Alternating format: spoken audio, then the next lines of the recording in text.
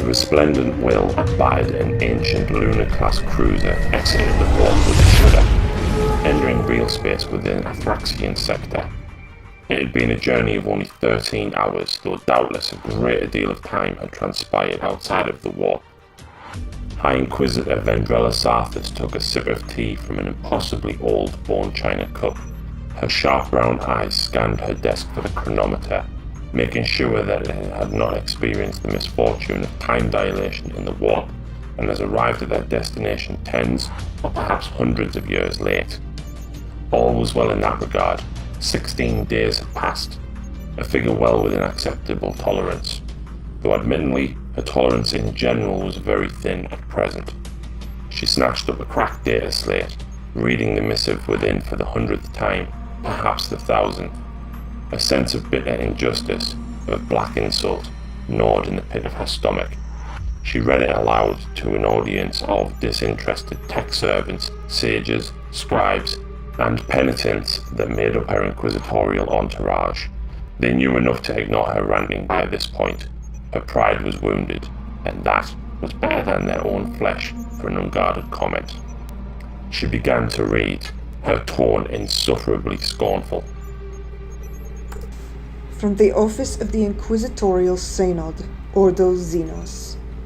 Inquisitor Sarthus, conclude your research on the Dabhani moons and make haste to Athraxia Prime.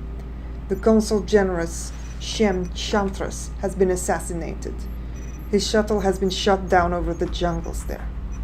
Suspected Aldrani agents in vicinity. Investigate the crash site and enact any extermination protocols necessary. Captain Tarvik and several Deathwatch teams await you aboard the Aegis of Wrath, which is now en route to collect you.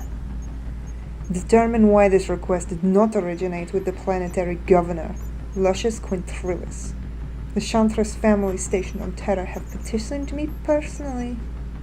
The martyring of a decorated Imperial commander by Xenos attack is something that requires an appropriate response. Take all necessary steps. In the name of the Emperor, so it shall be done. Inquisitor Sarthus threw the data slate to the floor. An acolyte snatched it up wordlessly and returned it to her desk, drawing a wrathful look. She pushed away the cup of tepid liquid, suddenly filled with disgust and fury. Her faithful avian mastiff Ithacus stared at her feet, its ventral sensory spines detecting her growing anger.